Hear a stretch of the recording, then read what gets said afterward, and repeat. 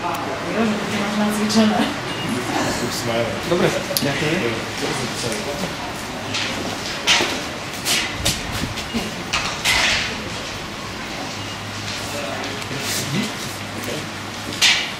S tým si dali vás podporu. Však to jaška. Keby sme sa nemali smiať, tak sme mali platiť. Ďakujeme. Máme na vás takú otázku, že čo plánujete na najbližšom období robiť boj proti korupcii?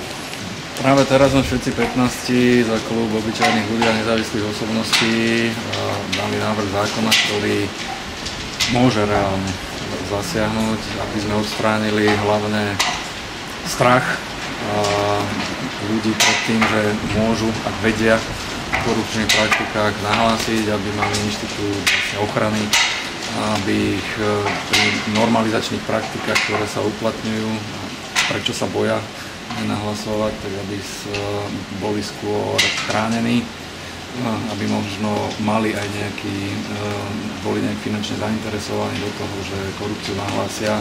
Myslíme si, že to je reálny nástroj, ktorý by mohol pomôcť odstrániť strach a možno aj iniciovať to, že by viacej nahlasovali korupčné praktiky, s ktorými prichádzajú aj bez nej do styku, ale boja sa ich ohlásiť, pretože by mohli prísť o zamestnanie alebo boli by tými metódami normalizačnými až existenčne ohrození. Takže ten návrh zákona sme podali a mienime v tomto pokračovať, či už legislatívnymi návrhami alebo podpore aj ďalších aktivít, ktoré prichádzajú. Nedávno sme mali takú drobnú aktivitu, možno naozaj to bola ako kvapka v mori, ale to vypúšťanie balónikov naozaj, aby išlo hlavne o také uvedomenie, že ročne z nášho štátu uplynie 500 miliónov dolárov. Pod korupčnými praktikami. Áno, je to také zamyslenie, že naozaj je čas, kedy sa s tým už musíme začať. Považujeme korupciu za veľmi vážny problém na Slovensku a máme takú pracovnú skupinu s poslancov, kde pracujú poslanci a aj ďalší ľudia vyslovene hľadajú spôsoby, či už legislatívne alebo iné, ako na to upozorniť, ako navrhnúť riešenie. A čo skoro prídeme ešte s jedným prekvapivým momentom, ktorý asi nebudeme teraz bližšie rozoberať, ale...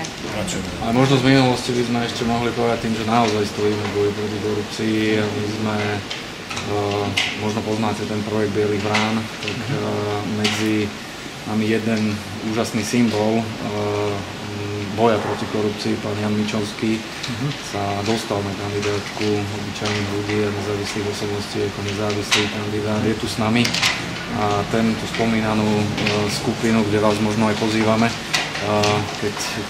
ktorá sa venuje boju proti korupcii, on priamo vedie tú akciu, ktorú spomínala Erika, 500 miliónov v lufte. Tak sme volali a chceli sme upozorniť verejnosť na to, že toto je naozaj skutočným problémom spoločnosti, že 500 miliónov eur, symbolicky každý jeden balónik za milión. Aby mali sme to v centre Bratislavy. Aj návrh zákona dávame ako všetci 15, ktorí sme v parlamente, pretože to považujeme za pilierovú tému. Ak niekto bude rozkrádať peniaze s korupčnými praktikami, tak potom určite nebude peniaze dosť. Aby prestalo platiť to, že aj tak vám tam do toho štátu nič nebudem platiť, chcem odchádzať a podobne, lebo aj takto celé rozkradnete. Toto by sme mali tomuto urobiť koniec a mala by verejnosť vedieť, že to pre nás najdôležitejšie. Ani na dva úloha. Veď na dole trate, no. Držíme vám palce. Ďakujeme. Ďakujeme.